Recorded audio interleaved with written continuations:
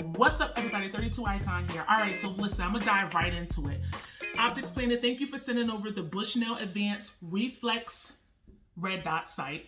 All right, and we're gonna get into it because overall, this little red dot sight is really nice. Okay, and this is on the Mark IV 2245. All right, so I'm gonna get a couple of the specs out of the way and then we can really get into what this optic is about, okay? Now, this optic is pretty versatile. It's very lightweight and it is a 5 MOA. It's primarily used for close quarter scenarios, and you can use it on a handgun, you can use it on a rifle, you can also use it on a shotgun, and it's very durable. Today, I used it on a 22 caliber handgun just because it's something different, something I haven't really brought to the channel all that much, and because ammo is cheaper. So this little red dot here is waterproof, is shockproof, so it's going to withstand a lot of bumps and bangs and recoil. It's fog proof, okay, and it has an extended battery life, and from what I saw on the website, it's about 50,000 hours battery life, but you might want to go online and actually look up their manual to get more information because unfortunately it does not come with the manual. You have to go online and look it up. All right, now it does come with some extended hardware and some screws. All right, and you'll find that this stuff will come in handy if you decide to put it on your handgun. It's actually compatible with the Glock plate number 1. It also comes with a cleaning cloth, okay? Now it has 10 brightness settings. I did not shoot it on every single brightness setting. I just set it for indoor shooting and it was pretty bright and it was just fine. One of the things that I noticed about the 5 MOA is that if you're shooting small targets, which I was, it really covered the target. And so I personally like a smaller red dot. I like my MOA around 1.5 to 3.5.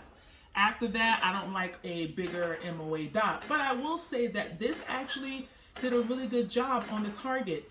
It wasn't as bad as I thought it was going to be, being that it was a 5 MOA reticle, but it actually worked out really well.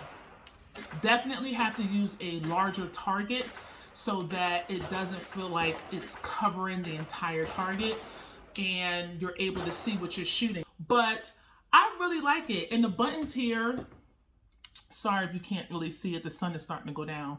But here go the adjustable buttons right here. And they're very tactile. You can feel them. And they're big enough where you can feel the adjustments on them and you can feel, okay, this is down, this is up, or this is up, this is down. And so it's easy to adjust at the range. Now you have your, let's see if I can show you here. You have your windage and elevation, okay? And then you have your battery compartment, which is up here.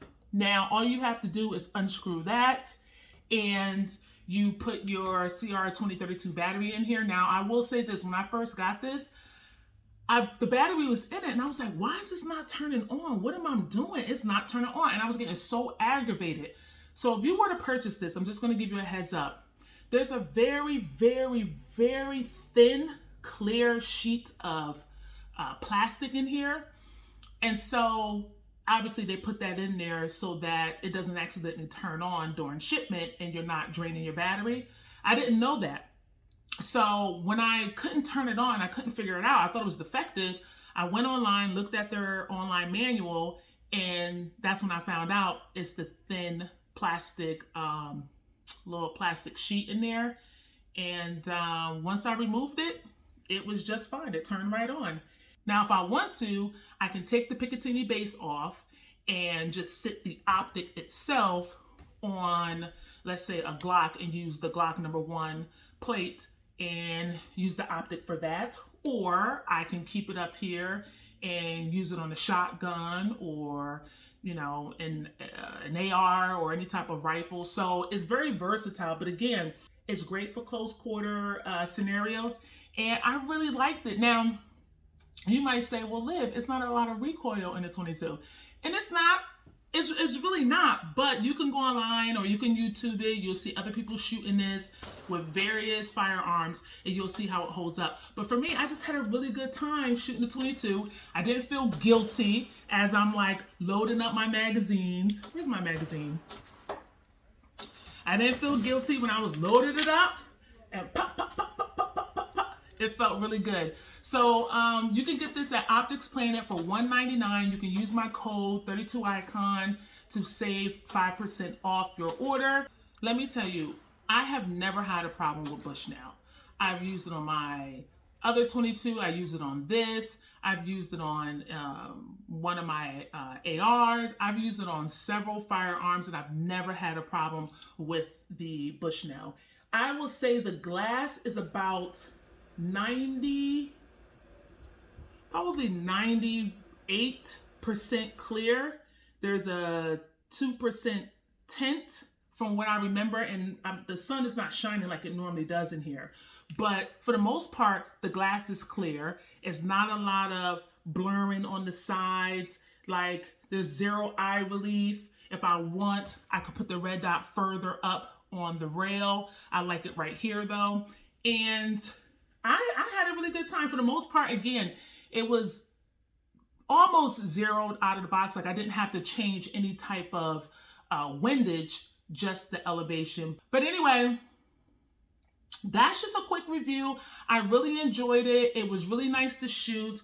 I wouldn't hesitate to put it on a shotgun or a rifle, but you can't go wrong with it. So you guys let me know. Let me know if you already own one, if you've tried it, if you enjoyed it, and put it down in the comments.